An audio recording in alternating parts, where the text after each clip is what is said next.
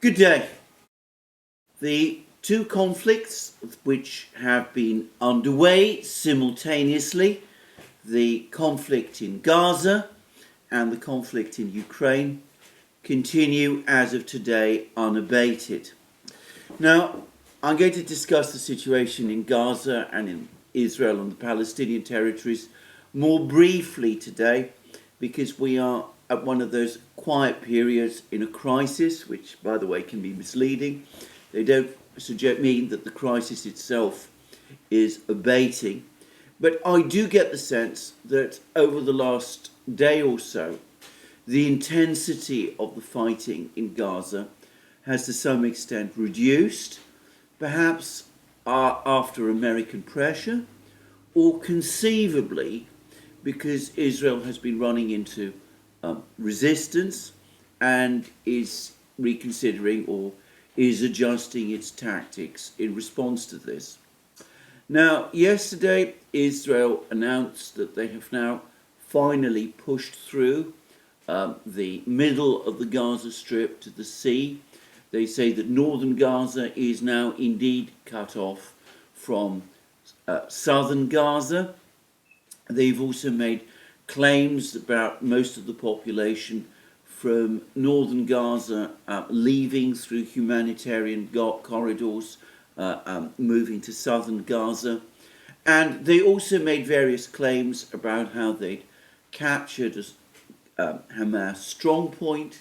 They've shown journalists how this was done. They've also shown a factory, what they say is a factory, where Hamas made rockets. Now, I suspect that with a lot of these claims, they are true, but of course, they don't perhaps take us hugely far. Now, on the subject of Israeli forces reaching the sea, I'd actually assumed a couple of days ago that they'd achieved this, that they had in fact already split the Gaza Strip in two. It then turned out that my assumptions on that score were premature, but I accept, in fact there's no doubt, that they have now achieved this. But as I said last time, when I thought this had already been done, I'm not sure to what extent this actually changes the overall situation, the overall military situation in Gaza itself. It doesn't seem to me as if heavy fighting in built-up areas has actually been taking place, at least not for the moment. And it is also true that the Israelis have now apparently been able to move their troops down the coastal road. It seems that they now control all, or at least most, of the coast of the Gaza Strip. There was never, I think, any serious doubt that they would manage to do that.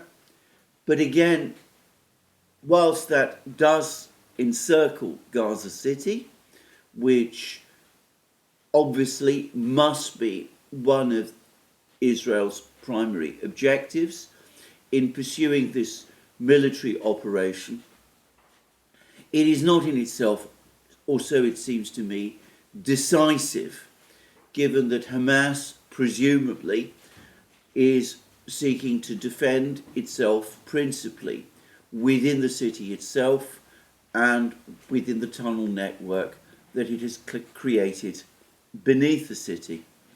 Now, as to the movement of tens of thousands or hundreds of thousands of people from northern Gaza to southern Gaza, again, possibly that has indeed happened, but I would like to see more corroboration of this, and Hamas, for what it's worth, denies that this is the case.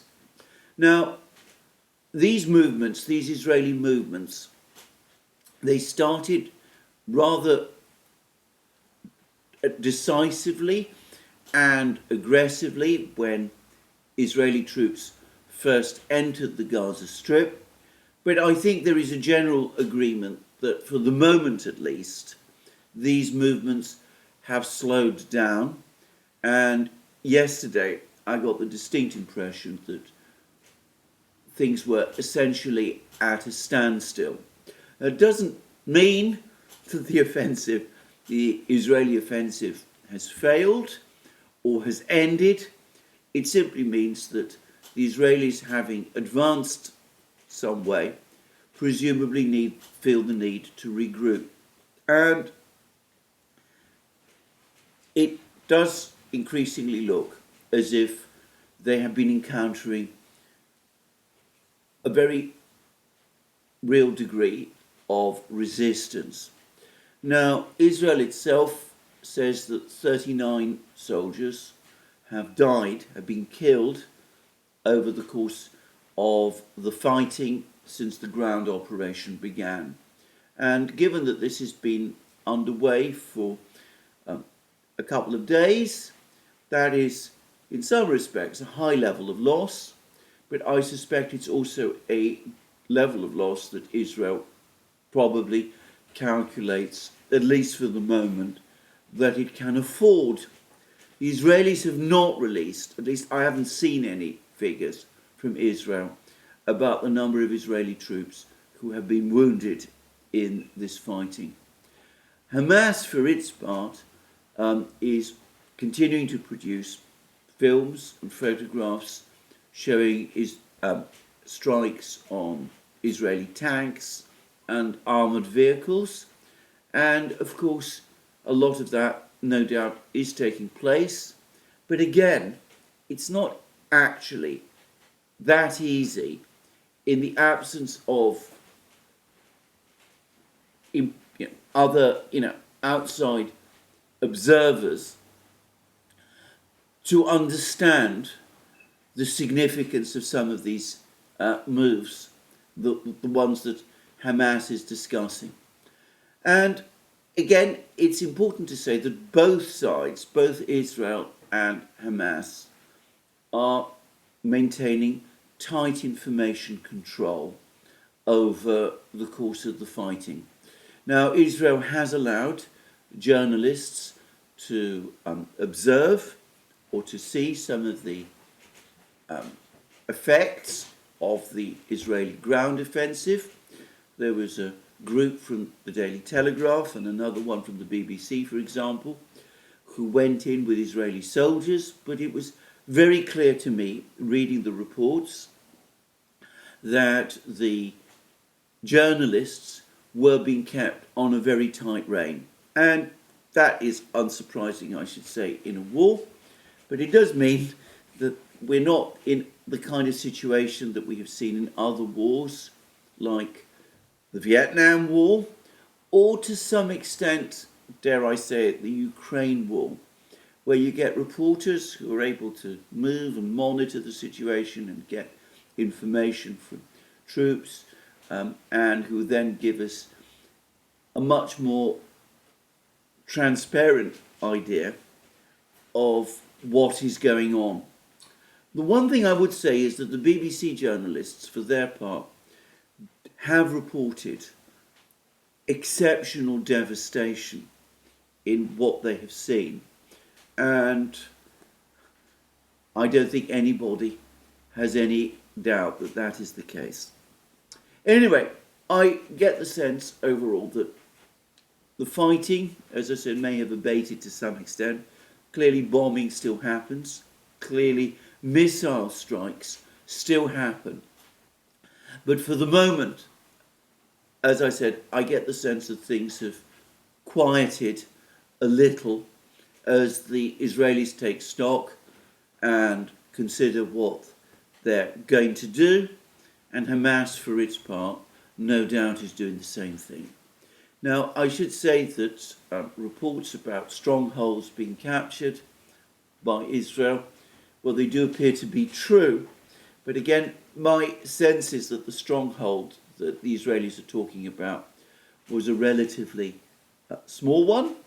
I doubt that it has any significant bearing on the overall military picture. And I've heard less today and over the last couple of hours about this Hamas commander, the leader of Hamas, who supposedly has been surrounded in this bunker somewhere. So maybe there's been some pullback on some of those claims. Now, about the fighting in Gaza, I think this is all I can realistically say. I will say this, there's now been a commentary about the fighting in Gaza from General Brown, who is the new chairman of the US Joint Chiefs of Staff. And it's his first comment up to this point about the fighting in Gaza. And it doesn't seem to me that it is a particularly optimistic comment or set of observations about the progress of the fighting from a US perspective. He says, for example, that I think I'm quoting now directly his words, which he made when General Brown was speaking to journalists, to reporters, after arriving in Japan. He said, I think the longer this goes, the harder it can become. He went on to say that whilst he has confidence that the Israelis are abiding by the laws of war in Gaza, this is a view, by the way, which is contradicted by the UN Secretariat.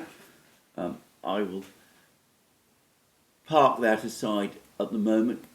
He nonetheless went on to say that there was room for Israel's military to improve in its public explanations about its conduct, and that he had raised this with his Israeli counterpart. There's room for improvement based on what we're seeing. What I've talked to him about is how do we demonstrate, not only with the videos, but also as they talk about the strikes, why they're striking in some locations, provide more context to the strike. And then he was asked about whether he was concerned that a high Palestinian death toll could push people to join the ranks of the militants, and he replied, yes, very much so. And I think that's something we have to pay attention to. That's why when we talk about time, the faster you can get to a point where you stop hostilities, you have less strife for the civilian population that turns into someone who now wants to be the member of Hamas. So, here we see General Brown, America's top soldier, and he seems to say that it's likely to get harder for Israel from this point on, and he's also been making the same observation which I've been making, which is that Israel does not have an unlimited amount of time, and that the faster it resolves this thing, the better for Israel, and of course by extension for the United States and for the Biden administration also. And in addition, and moreover, you get a subtext from these words of General Brown that the United States is worried about the perception that Israel is conducting what some call, people like Anatol Lieven call, indiscriminate bombing in Gaza. And though he goes out of his way to hew to the Biden administration line that Israel is not committing war crimes, he does say that perception management has not been good, and given that the Israelis are not providing proper explanations about each and every strike that they carry out, it's not surprising that these damaging narratives, as he would call them, are gaining traction. Now, I'm going to say straight away that I think that General Brown must know that trying to persuade people around the world that bombing strikes, large-scale bombing strikes in a populated area like Gaza City are justified, I think he must know that this is a lost cause. And he must also know that it is probably, indeed almost certainly impossible for Israel to give a blow-by-blow account of every single bomb strike that it conducts. I think that is expecting or requiring the impossible. So these words, again, or so it seems to me, mirror a view that the United States is becoming increasingly concerned that this military campaign looks as if it has no clear end point, that it might last a very long time, and that Israel simply doesn't have an indefinite amount of time in which it can conduct it, and the Biden administration does not have an indefinite amount of time in which it can support it. So that was General Brown. Now, yesterday I spoke about how William Burns, the CIA director, who is, of course, going to the Middle East, I said that he's there to try to clean up the mess that Secretary Blinken left behind following his failed trip to the Middle East, his several failed trips to the Middle East. Anyway, I mentioned that he'd had a meeting with the Egyptian President al-Sisi. And we're starting to get dribbles of information about what the two men discussed. And the impression that is being conveyed is that the meeting between Burns and al-Sisi didn't go particularly well either. Burns apparently asked al-Sisi whether Egypt might be interested in taking back control of the security situation in Gaza. Now, it's worth remembering that between 1948 and 1967, Egypt was actually in control of Gaza City. It's one reason, by the way, why the Muslim Brotherhood, which is ultimately an Egyptian organization, an Egyptian movement, gained a foothold in Gaza. So what Burns was doing was floating to al-Sisi the possibility of Egypt's return to Gaza. Now, he did qualify that apparently by saying that the United States does not expect Egypt to control Gaza indefinitely. Eventually, when the situation with Hamas has been brought under control, when, in other words, Hamas has been extinguished entirely, the United States expects that the Palestinian Authority will take over control of Gaza City. In other words, that the authority of the Palestinian Authority, which for the moment is confined to the West Bank, will be extended to Gaza City as well. Anyway, it seems that al-Sisi did not receive these proposals well, and that he flatly rejected them. He said that Egypt is not interested in sending its troops back into Gaza City. He does not apparently think that Gaza City is a place which the Egyptians really can take control of. He does not want to be put in a position where he is doing the US's and Israel's work for them in Gaza.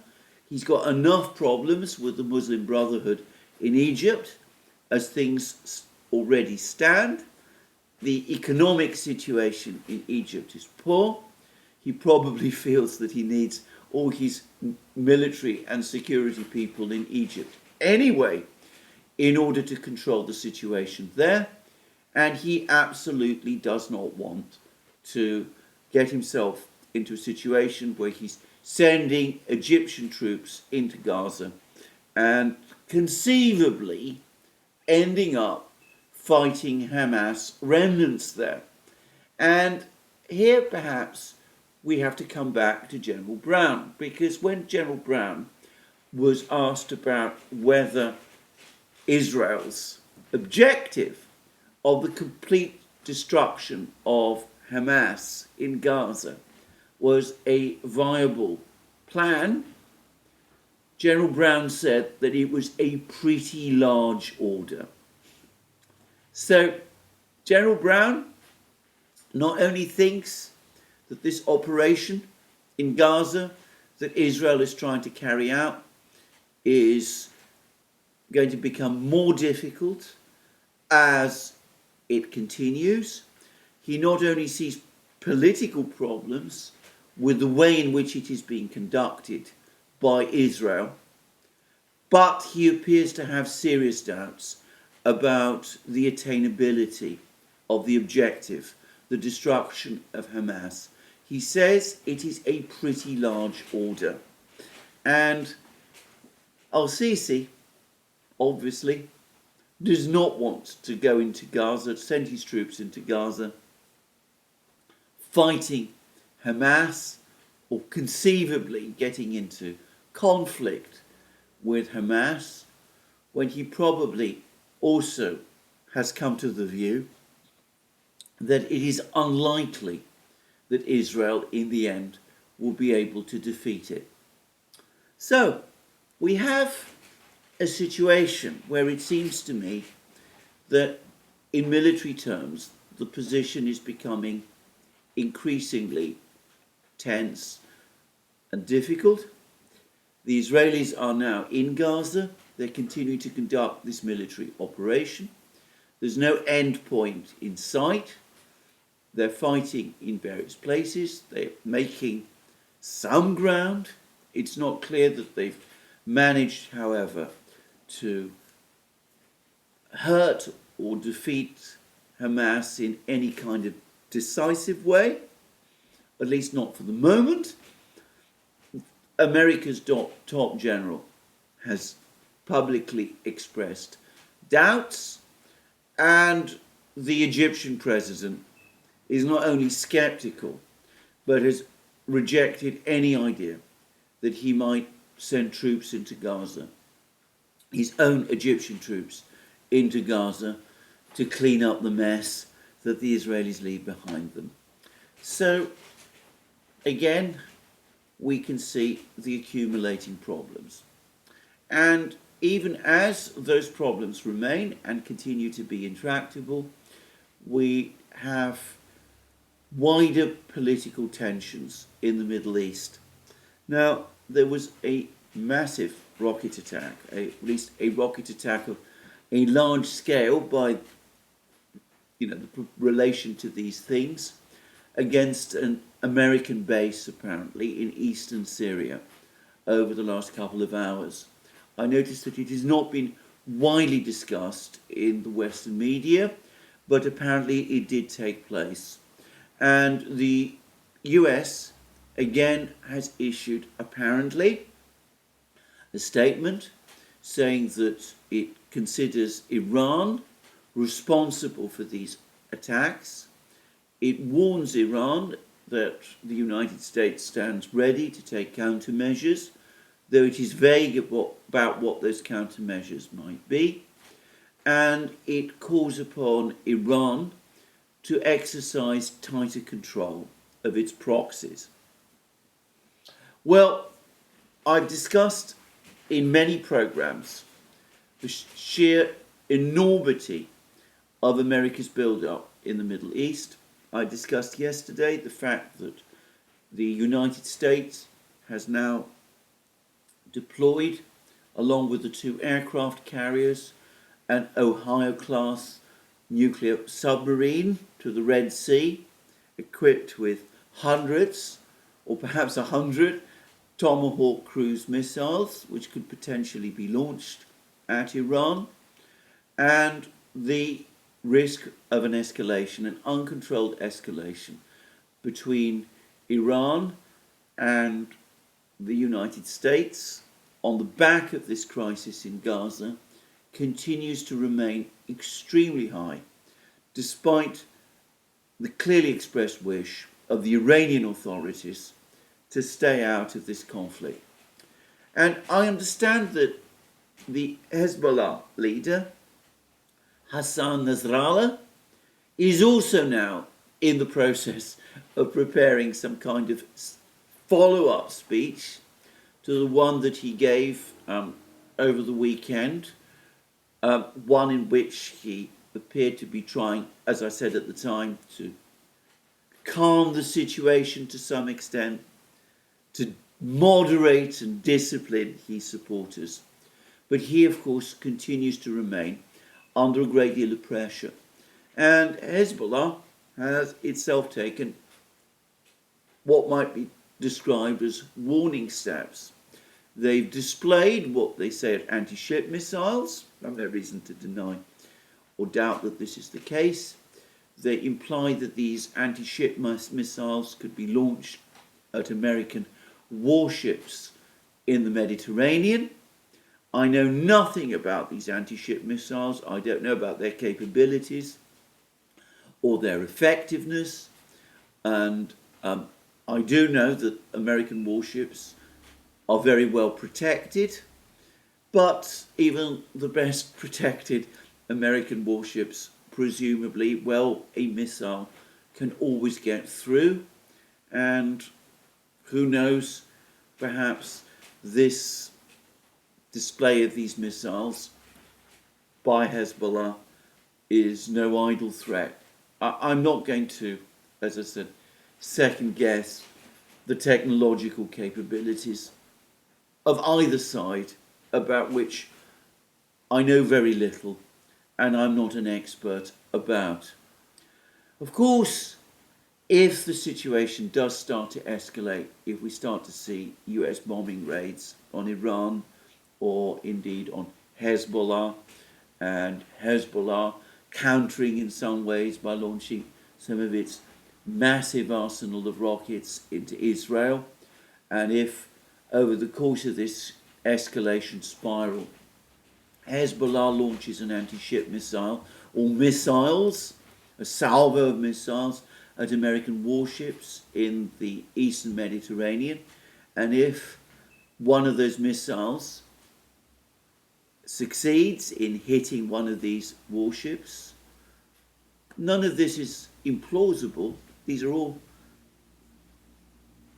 fairly plausible possibilities given the tensions we're looking at.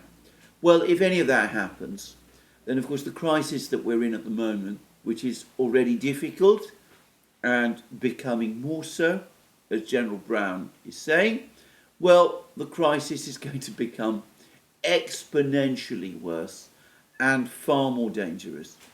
And if we find ourselves in those kind of scenarios, then of course an all-out war between the United States and Iran becomes an all-out possibility. And let me reiterate again that we are still seeing strong moves being organised to try to bring further pressure through the United Nations, and I suspect that before long that will come. President al-Sisi apparently told William Burns that Egypt is in direct discussions with the Israelis about a humanitarian pause in Gaza. And that is interesting in itself, and that President al-Sisi apparently expects that such a humanitarian pause will be agreed. I've heard reports today, very tentative reports, that Hamas has agreed to release 12 hostages, which could be a result of these discussions, which President al-Sisi is leading. In other words, a humanitarian pause in return for release of some hostages. Well, we'll see whether that is happening. And of course, if Hamas is able to leverage its control of the hostages to obtain humanitarian pauses, then we might be seeing more of them over the next couple of days and weeks. And as an American official has apparently conceded, a staffer working in Congress, apparently, this I take from John Bolton's article in the Daily Telegraph, eventually, if we start to get humanitarian pauses, given the weight of the international pressure, it is going to be very difficult indeed to prevent these humanitarian pauses expanding and ultimately evolving into an outright ceasefire. So things like that are also, it seems, taking place. And of course, political pressure within Europe and in the United States continues. Here in London, there is a great deal of tension over the fact that a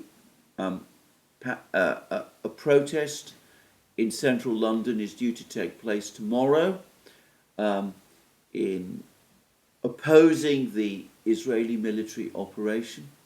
Nobody yet knows about its scale. Counter-protests are being organised. The government has been putting heavy pressure on the Metropolitan Police to ban this protest, pressure which the Metropolitan Police, by the way, has resisted. And altogether, one gets a sense of increasingly tense atmosphere in London and in Britain generally over this crisis. And the first, and I suspect by no means the last, member of the Labour Party's leadership team has now resigned because of his disagreement with the Labour Party's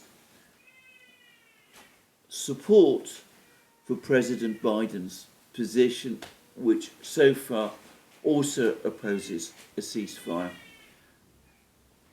but supports humanitarian pauses. Anyway, as this pressure grows, we do see again more signs of alarm from some people in Britain. Coughlin, the British journalist, he's now written another piece in the Daily Telegraph in which he says that this pressure to agree to a ceasefire in effect amounts to the West choosing defeat. In Ukraine and Gaza, the West has chosen defeat. We are in danger of missing a rare chance to inflict crushing military blows against our worst enemies. And he says that the wars in Ukraine and Gaza might be very different in nature. They also enjoy a number of striking similarities, not least the readiness of many Western leaders to capitulate to aggressors. Well, that's Coughlin's rather idiosyncratic approach to these conflicts. The reality, of course, is that the political pressure is not a case, it is coming from the grassroots. It's not a case of Western leaders choosing capitulation. It's a case of events in the Middle East and, by the way, also in Ukraine, increasingly pushing outcomes, of course, in Britain over the conflict in Gaza, pushing outcomes because there is, here in Britain now, overwhelming support, public support for a ceasefire, according to the opinion polls. And, of course, in Ukraine, to which I shall now turn, events there are increasingly being dictated by the situation on the ground. And this is what I will now turn to. Now, I've not been discussing in detail the military situation in Ukraine for some time, but I'm going to discuss it rather more extensively today. Firstly, it is becoming clear that the military situation for Ukraine overall is continuing to deteriorate. We've seen more reports of further Russian advances, specifically now in Kupiansk and Bakhmut.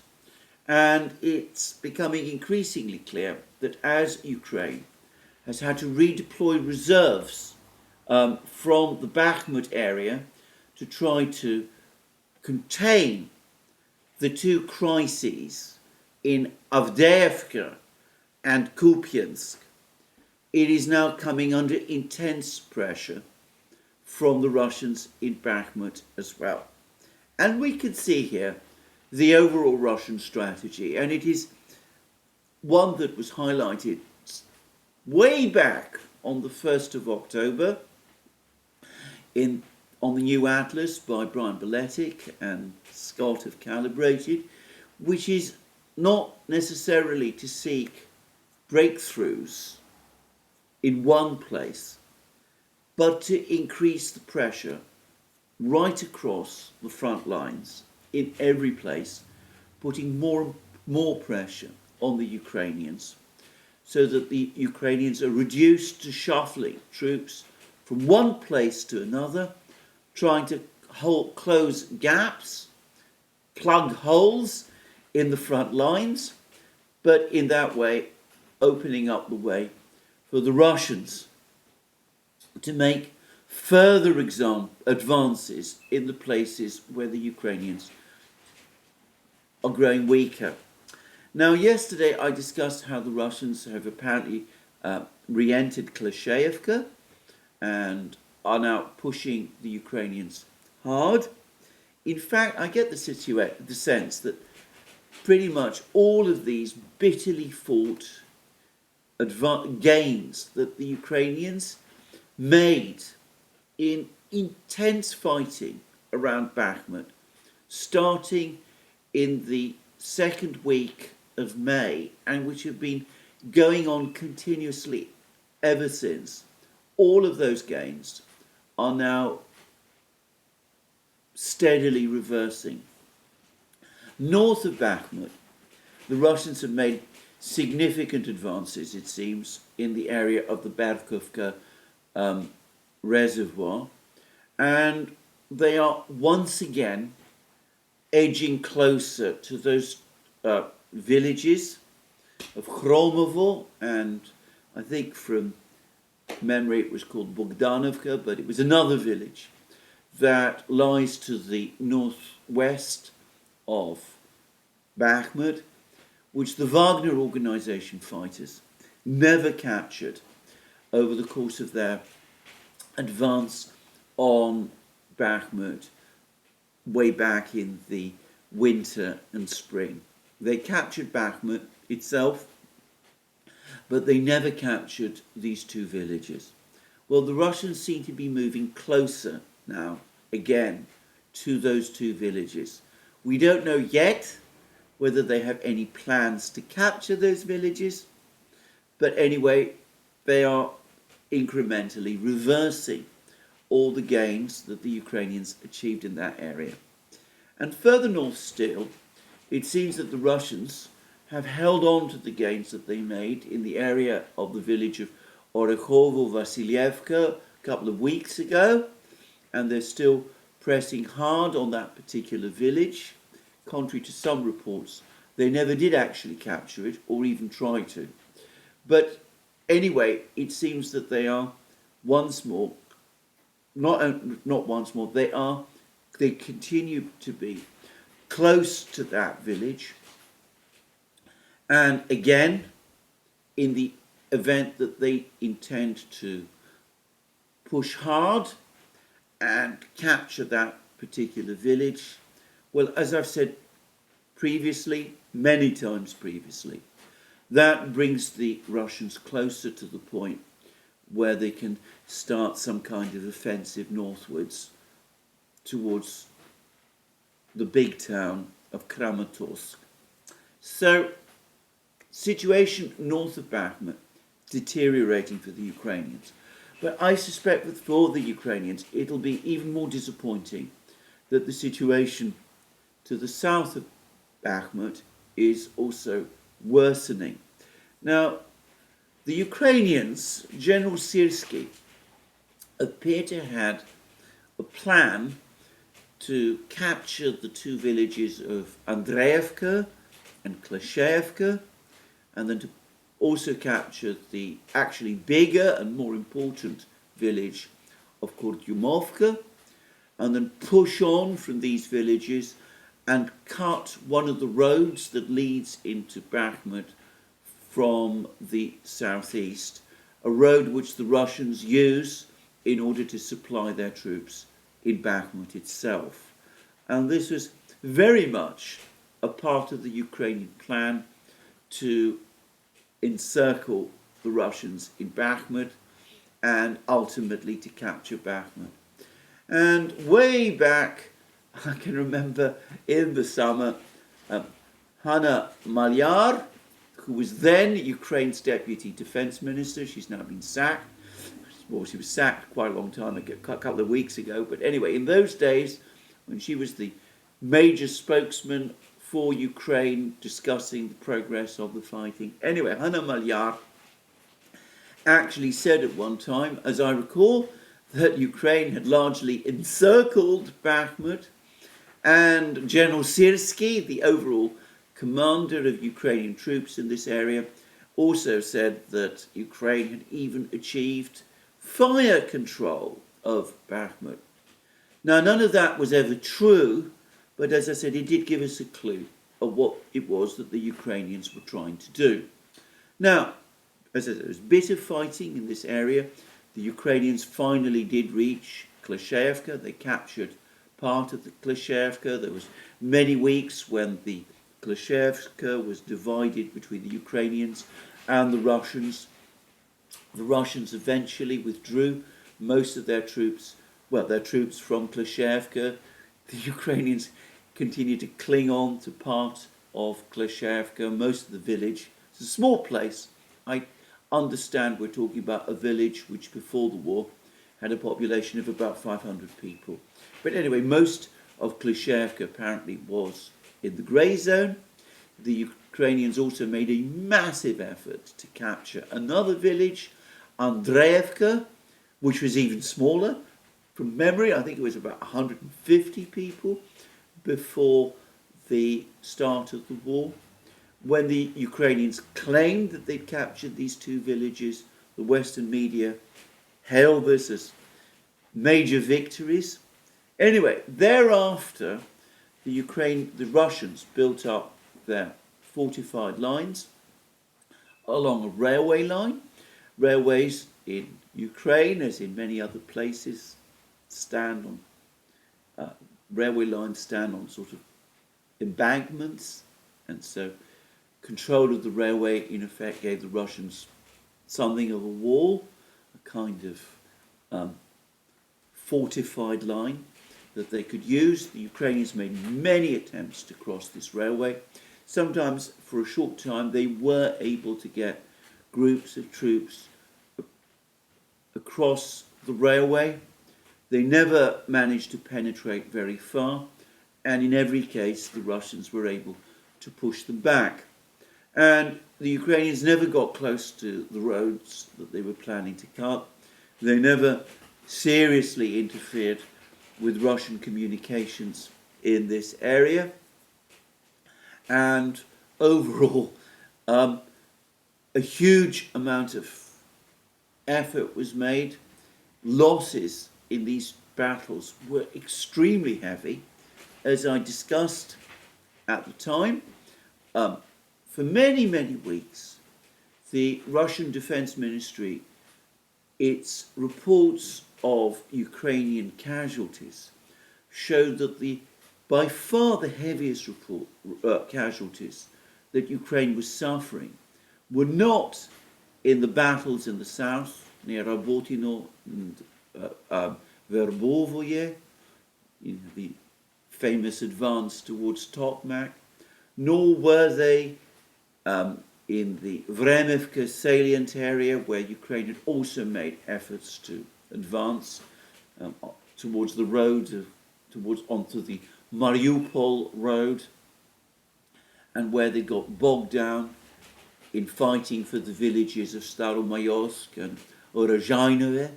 Anyway, the heaviest casualties Ukraine was suffering was in these attempts to break through to the south of Bakhmut towards this road, across this railway line.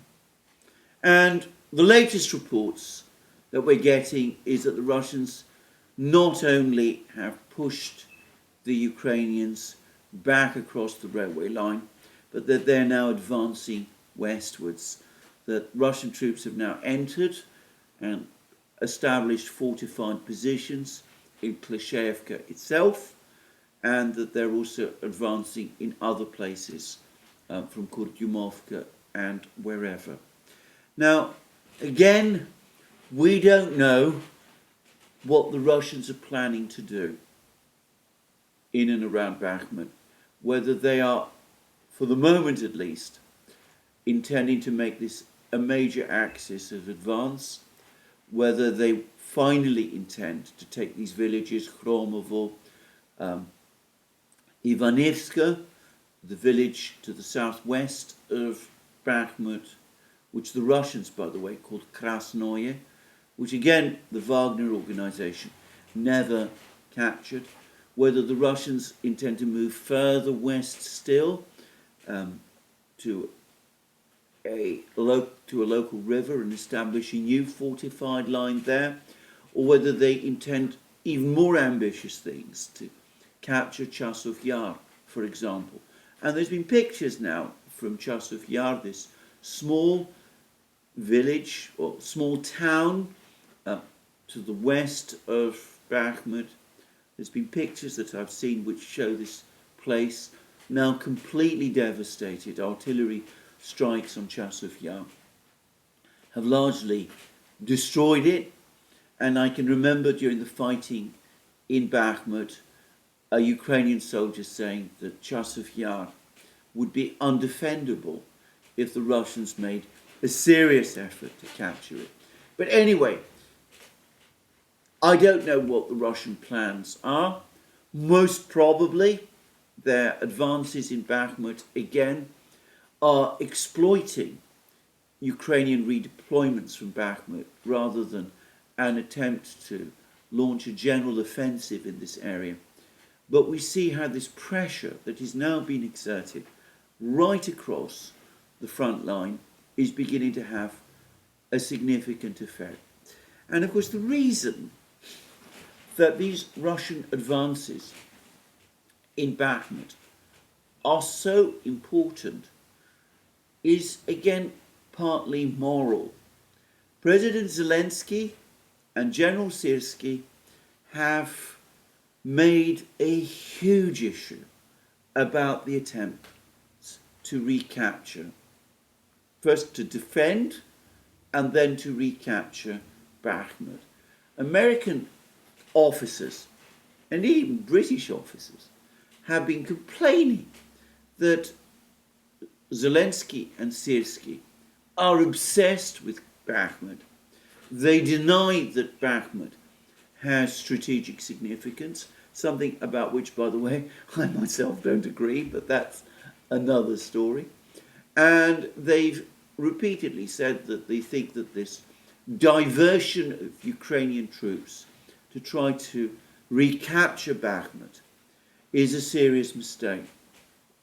Zelensky and his commanders have ignored all of these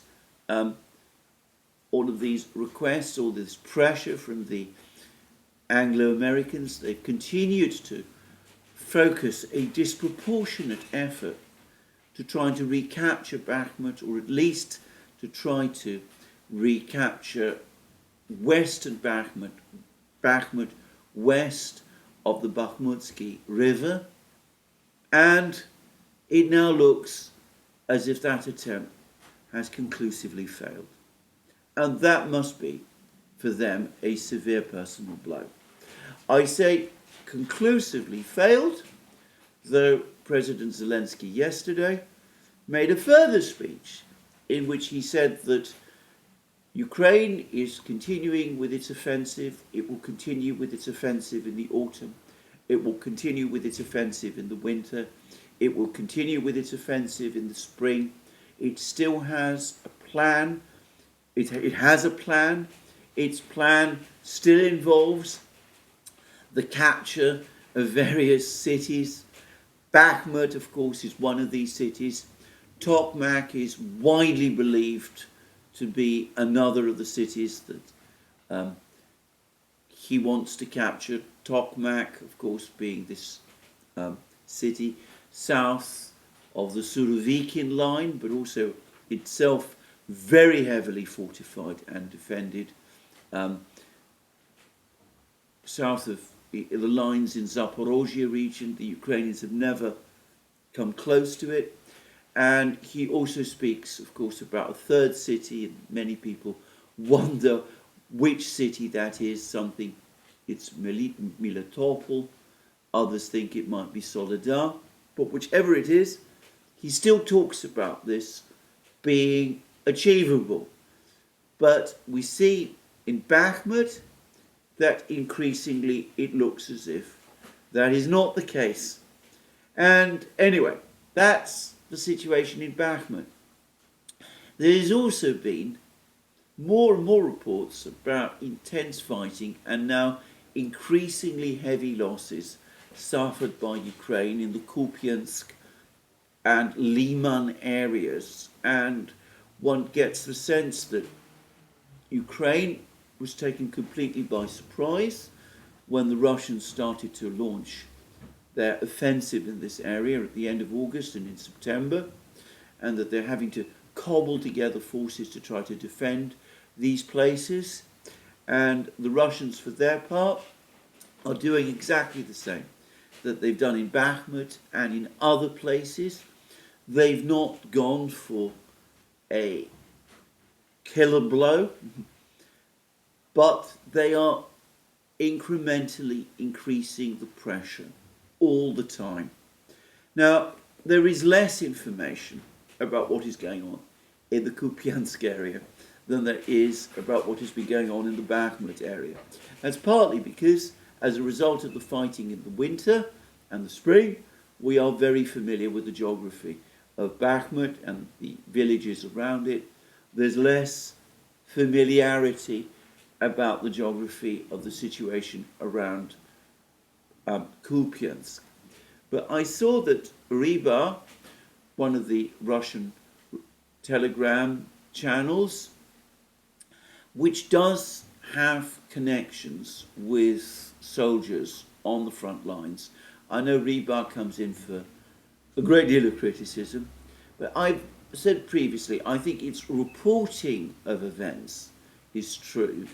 I think sometimes its attempts to assess the actions of the Ukrainians, to try to second guess what the Ukrainians are going to do, I think that's where Rybar sometimes goes wrong.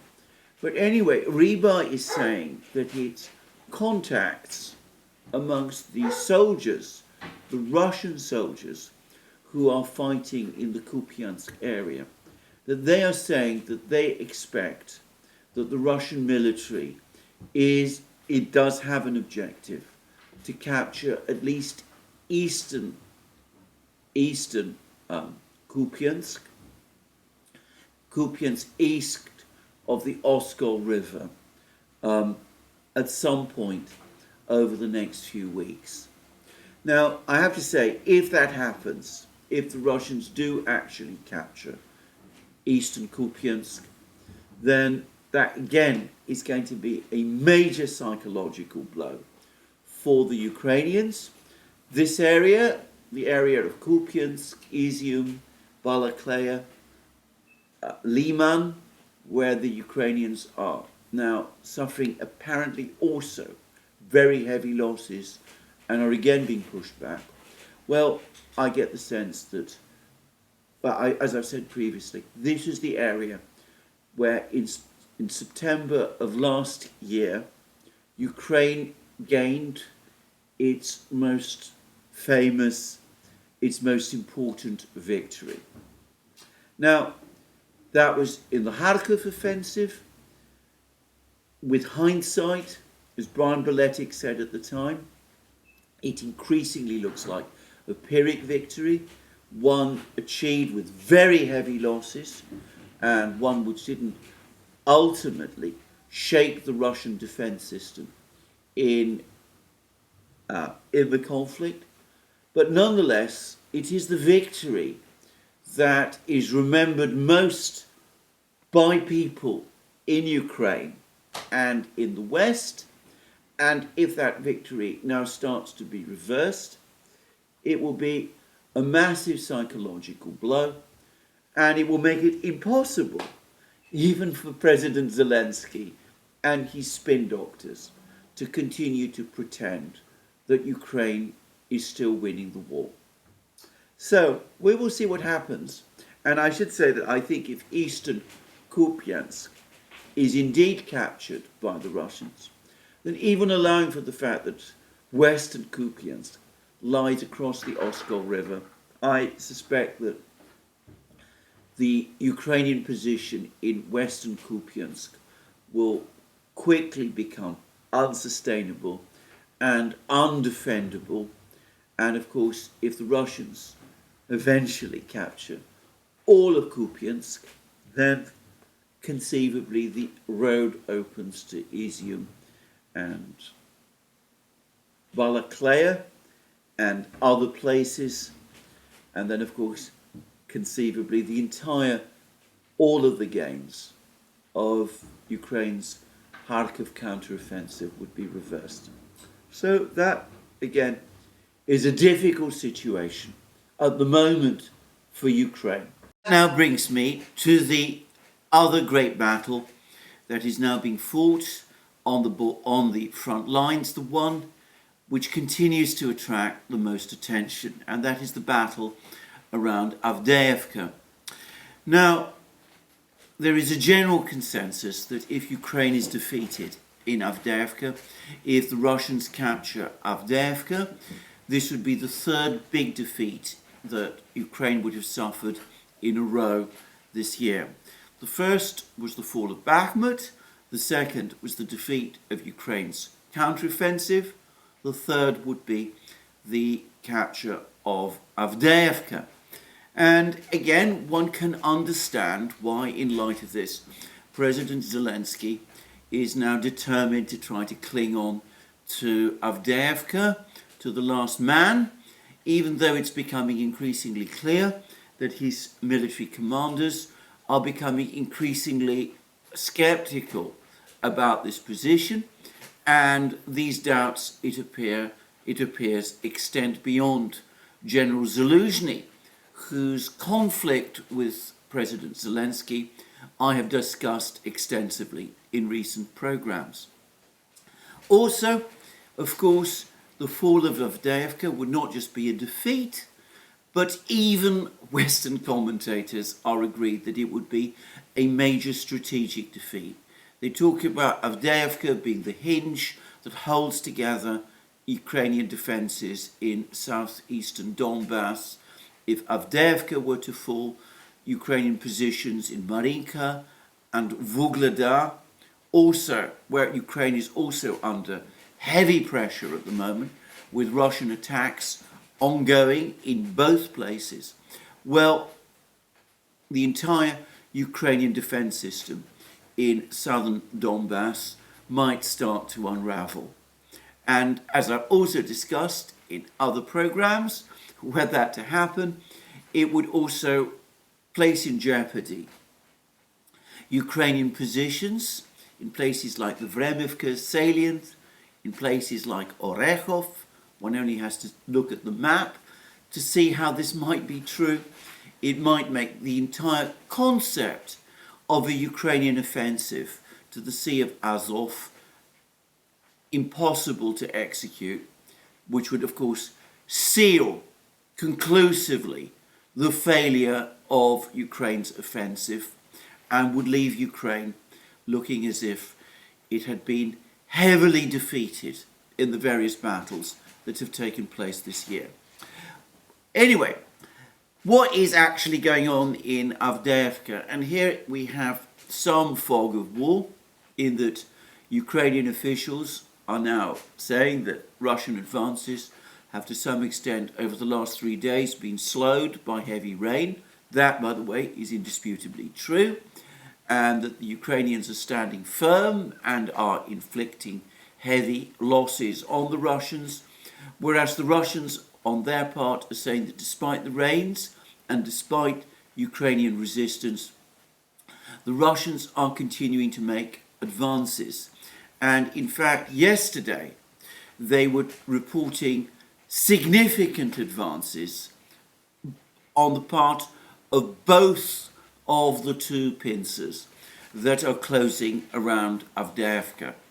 And here I think there is an interesting intrigue, because the Russians seem to be advancing on the part of the northern pincer in 3 directions at once. They're advancing northwards towards the town of Khimik, a town, by the way, with a typical Soviet name. Khimik, of course, means chemical. Presumably there was a chemical factory there at some point. Ceramic. Presumably there was a porcelain factory there at some time in the past.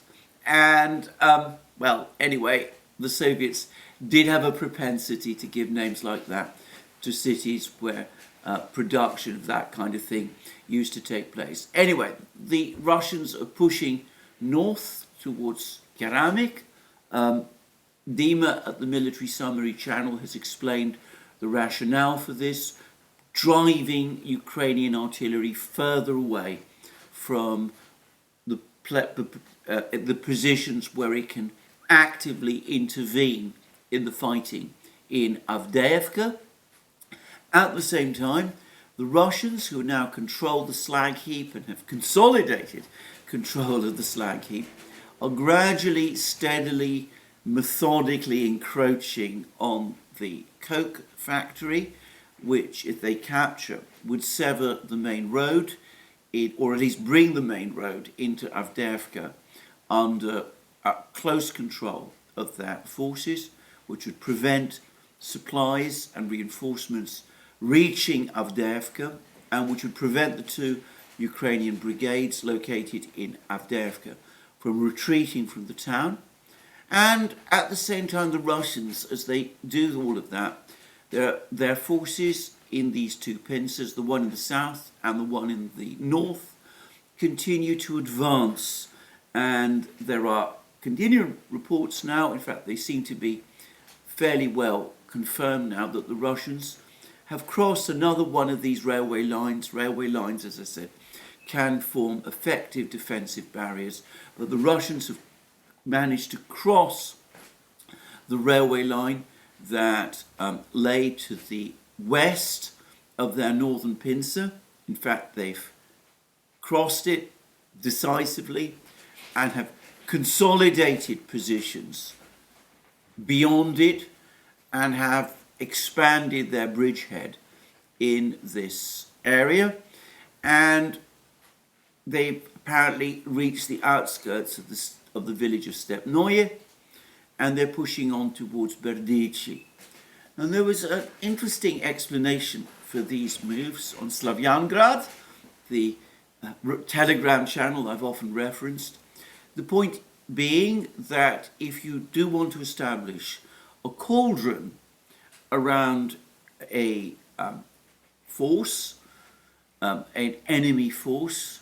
You don't need, it isn't enough just to surround that enemy force. You also have to create a new line, a new military line, some distance away, so as to repel any enemy counterattacks that try to break through and to relieve the force that has been surrounded. And the point about this advance on Stepnoye and Berdichi is presumably to capture these two villages, to bring together the two more extended parts of the pincer, and to create two layers between the Ukrainian forces still in Avdeyevka and whatever reinforcements the Ukrainians might conceivably rush to the area. So I'm not going to dispute or disagree with any of that, but anyway, that is how it has been described. And it is suggested that though the inner pincer, the one near the coke plants and those sort of places, is now tightening more closely, there is still quite a lot to do in terms of the other pincer further to the west. Well, anyway, the long and the short of it is that the fighting is continuing. The Russians continue to advance. They are heavily shelling Ukrainian positions in Avdeyevka, and today the Ukrainian military has said that the Russians have around 40,000 troops concentrated in this area, which does appear to be a substantial force, so that their advances are likely to become increasingly strong as the cold weather sets in, the ground hardens with the frosts, and the rain starts to ease off, perhaps turning instead to snow. So, an increasingly difficult situation for the Ukrainian forces in Avdeyevka. A couple of days ago, I mentioned that one Ukrainian telegram channel, not a channel, a commentator, apparently a soldier who was fighting in the area, thought that Avdeyevka would only be able to resist capture by the Russians for about 2 weeks. I was rather skeptical about that. Russian commentators still think that this is going to be a protracted battle. I'm not going to give a timeline, but this analysis that you have to snap both pincers shut would suggest to me that it's the Russian analysis rather than the alarmist Ukrainian one, which here is probably right. So the Russians pushing hard Bakhmut, Kupiansk and in Avdeyevka. And the reports also speak of further Russian advances in the Vremivka salient area. Again, the gains Ukraine made over the course of its offensive here are gradually being eaten away.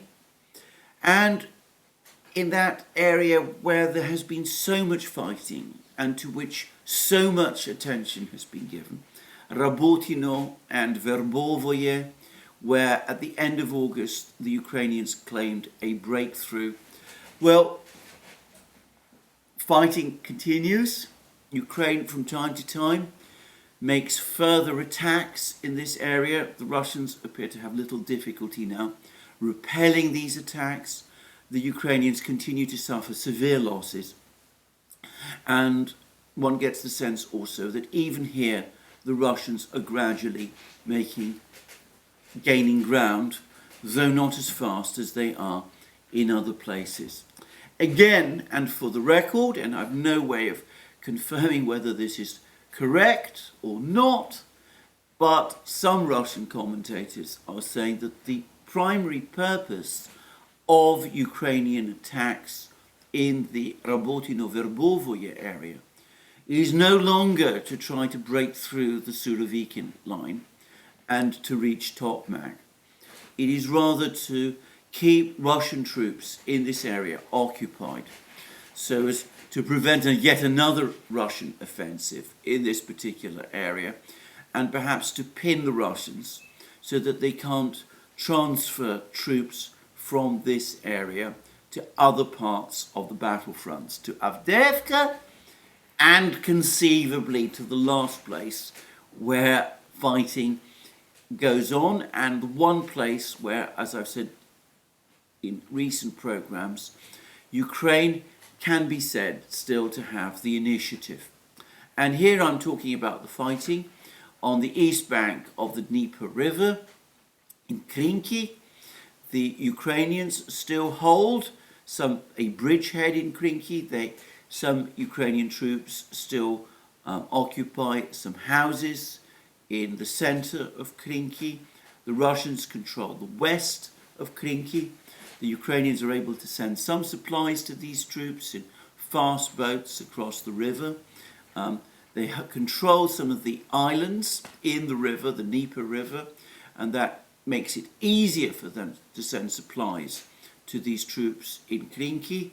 And the fact that they possess the high ground on the west bank of the Dnieper means that they're able to overlook Russian positions on the east bank, and that is making it possible for Ukrainian artillery to repel Russian attacks on this group of Ukrainian troops in Krinky. Now, Ukraine has also been trying to send parties of troops to other places along the east bank to try to create more bridgeheads, perhaps with the eventual intention of linking up all of these bridgeheads into something more substantial. And there were some reports about 2 days ago that the Ukrainians had also managed to ship some armoured vehicles across the river to reinforce the troops in Krinky, though I understand that we're talking about a very small number of these vehicles, perhaps 2 or 3 or something like that. However, so far, and this must be said, there's been no sign that the Ukrainians have been able to advance significantly beyond Krinky, and these other attempts to establish additional bridgeheads across the Dnieper, all of them up to this point have been unsuccessful. And as I discussed in my program yesterday, the main Russian fortified lines, the trenches and the pillboxes and the minefields, actually appear to lie again somewhat to the east of these places where this fighting is taking place. Once more, we're talking about fighting in what one might call the zone of control, though some Russian commentators have started to speak of it as the zone of destruction. Having said that, this is a situation where the Ukrainians have managed to establish a breakthrough on a bridgehead on the east bank, and of course this must be of concern to the Russian command. And as I discussed a couple of days ago, there was a change in the overall commanding officer, General Teplinsky, the chief of the airborne forces, the man who ran that very successful defense last year in Kherson region west of the Dnieper. Anyway, he's been reassigned and posted to this area, and he presumably will have the task either of containing this breakthrough or, better still, reversing it and driving the Ukrainians back across the river to the west bank. Now, there is much discussion about what Teplinsky is going to do. And there are lots of reports that he's been meeting with local commanders, that he is busy setting up his team, that he's assessing the situation. And I noticed that yesterday, Yuri Podolyaka, another Russian commentator with information about, who appears to get information from soldiers on the front lines. Anyway, he's saying that General Teplinsky is developing a plan, and that there is some expectation on the part of the Russians that this plan will reverse the situation in Krinky. Well, we will see. He is a popular, well-liked commander, undoubtedly a very capable commander. And as I said previously, he has the support of President Putin himself, who has commented on him favourably and even teased General Teplinsky a little. He once said that when Teplinsky came with suggestions about how defences should be organised, Putin humorously said that the suggestions were the size of a book. Anyway, Teplinsky is a well-liked commander. He's apparently in good stead with the Russian military leadership, with General Gerasimov, the overall commander. And to be frank, if he asks for more troops, I suspect he will get them. That is one of the advantages that good commanders who have the trust of their superiors have over other commanders who are perceived as less good and who command less trust. This, by the way, is true in all walks of life, as everybody who has been in a professional or economic situation, employee situation, will know. And he will get, if he asks for more reinforcements and more troops and more supplies and more weapons, because his superiors will be confident that he will use them well, and that they will have also confidence in his plans. And of course, the fact that he will get these additional troops, supplies and weapons will make it easier for him to execute those plans than another general in the identical situation would be. Now, the key thing to understand is that with the ongoing Russian build-up, and with more Russian troops, more of those Russian troops who were called up, who joined the Russian military at the start of this year, now completing their training, there will be more troops available and more equipment available to supply Teplinsky with whatever it is that he needs. The Ukrainians might be trying to pin Russian forces in the Rabotino-Verbovoye area in the hope that they aren't transferred to support Russian advances in Avdeyevka, or perhaps more plausibly, whatever operation in Kherson Teplinsky has in mind. But the Russians can transfer more troops to that direction, to Teplinsky anyway, from the large numbers of forces that are now steadily accumulating in Russia itself. So we will see what happens again in this area. For the moment, the Russians have the situation contained. I understand that the number of Ukrainian troops in Krinky may have increased from around 30 to perhaps 300. That's obviously a significant build-up. But in a war where forces are counted in the tens of thousands, this particular battle remains for the moment very much a sideshow. And given the overall crisis Ukraine is experiencing, I can't imagine that anything can realistically happen in this area of the war which will change the overall picture. So that, it seems to me, is the overall situation on the front lines. Now, there are a number of further things to say. Firstly, if you believe what the Russians say, or to be precise, if you believe what the Russian Defense Ministry says, which overall, by the way, I do, the demolition, the systematic destruction of Ukraine's air force continues unabated.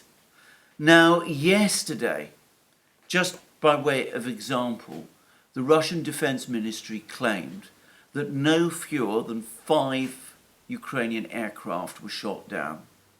And we're told that air defense, I'm quoting now from the Russian Ministry of Defense statement, they say air defense facilities have shot down 5 Ukrainian aircraft, including a Sukhoi 27 near Kamienka, 2 MiG-29s near Preobrazhenka, and which is in Donetsk region, and Krivoy Rog, which, by the way, is in Dnipro region, but near the Dnieper, possibly participating in this fighting around Kherson, as well as 2 Su-25, Sukhoi 25s, close to Pavlograd, that is again in Dnipro region, but this time east of the Dnieper, and Tokaryevka, which is also Kherson region, which again suggests that that particular Sukhoi 25 was also trying to provide air support to those Ukrainian troops in Klinki. 5 fighter jets shot down, 5 fighter jets, 3 fighter jets and 2 ground attack aircraft shot down in the space of 1 day. And the Russians have provided more explanations of how this is being done, about how the Beriev A-50 AWACS aircraft are now working closely with the S-400s. They say that the S-400s are now using active radar homing systems, so they are directed to their targets by the AWACS aircraft, then using their own inboard radar, the missiles lock in to the Ukrainian targets and are able to shoot them down. And apparently, or so the Russians say, in addition to the long reach of these missiles, new warheads of some sort have been developed for them. So the Ukrainian Air Force is being destroyed.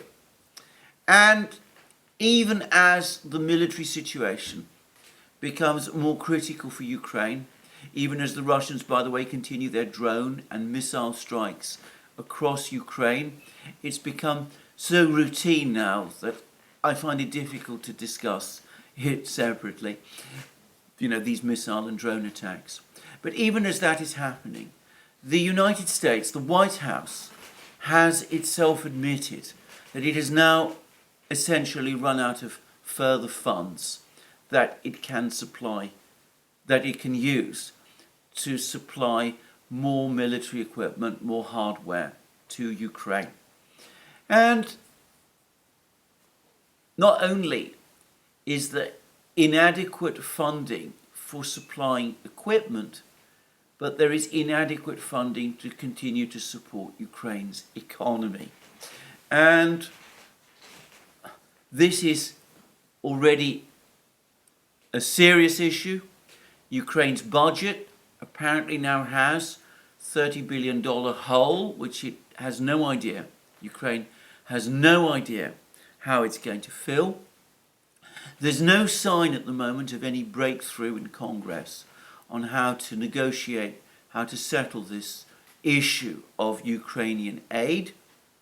And I have to say that all of this makes this EU proposal from the EU Commission that Moldova and Ukraine should start accession talks, negotiations for accession to the EU. It makes it seem even more surreal. I am at a complete loss to understand how it is assumed that Ukraine can join the EU whilst there is an ongoing war and whilst it is losing that war and seems to be sliding towards some sort of economic crisis which could be existential. Now, President Zelensky, as I've said previously, he's been saying loudly and noisily that Ukraine will continue pursuing its maximum aims. The White House in Washington has somewhat grudgingly had to come out to support him.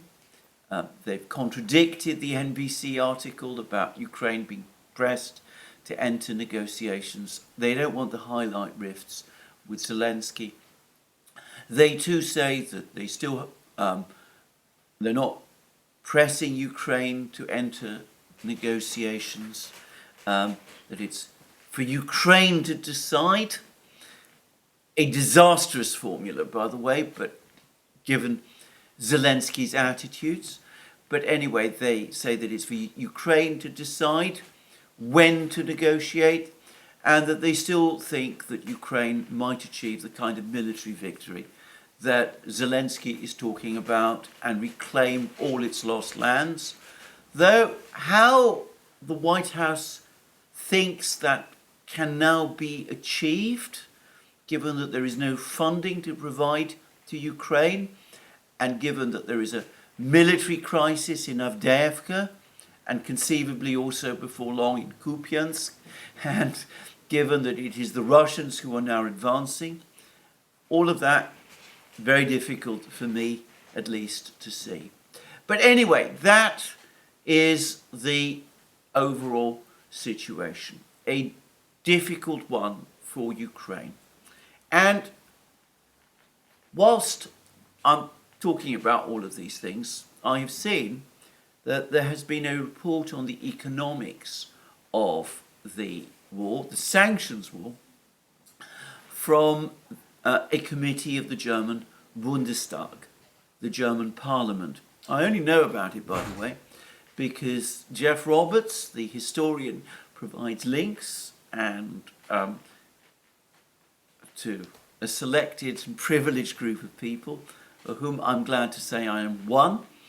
And the links included a brief article by a German writer provided at the to the Valdai group in Russia, which provided a summary of the results of this German report. And the overall view of the report apparently is that the sanctions war is exacting a very heavy toll on European economies. It's increased energy and food pressure in the EU, and perhaps even more ruinously, European governments are trying to mitigate the effect of the higher prices for energy and food that are the consequence of the sanctions by increasing budgetary spending. And that, of course, is steadily undermining their fiscal positions. Now, here it's important to stress that even if headline inflation has fallen, even if prices are lower than they were, say, at this time last year, which they are, and quite possibly they might go lower still, the point is that they are still almost certainly higher than they would have been if this sanctions war had not been put into effect. And this at a time when other economies, rival economies, the US economy, even more so the Chinese economy, by the way, which is actually again experiencing a deflation moment, in those economies, inflation has fallen faster and has gone lower than in Europe, making these other economies more competitive against the Europeans. And the Bundestag report speaks alarmingly about deindustrialization in Germany itself, and it also essentially highlights how the heavy spending programs to try to mitigate the effect of these sanctions is sapping the fiscal stability of European economies.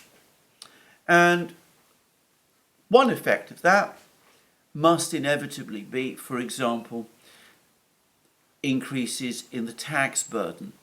In Britain, which of course is also affected, even though it's outside the EU, outside the Eurozone especially, the tax burden is apparently now close to being the highest that it has been in 70 years. And the Bank of England has just spoken about the British economy being locked into a condition of apparently semi-permanent stagnation, even though, of course, it is not prepared to make the link to the sanctions war, which, of course, is in so many respects the underlying cause of these problems. So, a failed war, increasingly, one in which Ukraine is indeed being ground down, as the Russians said that they would do. A war that is sapping the economic energy of Europe, and still there is no real sign of European governments, or of course of the US government, taking steps to bring the situation under control, to reverse the crisis, to speak perhaps directly to the Russians, or to perhaps to approach third countries, China being the obvious one, to see whether there is any way that they can be helped out of this hole. There we are. That is my video for today. More from me soon. Let me remind you again that you can find all our programs on our various platforms, Locals, Rumble, and X, and others. You can support our work via Patreon and Subscribestar, links under this video. Please remember also to go to our shop and buy the amazing things that you will find there. And last but not least, if you've liked this video, please remember to check your subscription to this channel and to press the like button. Thank you again. More from me soon. Have a very good day.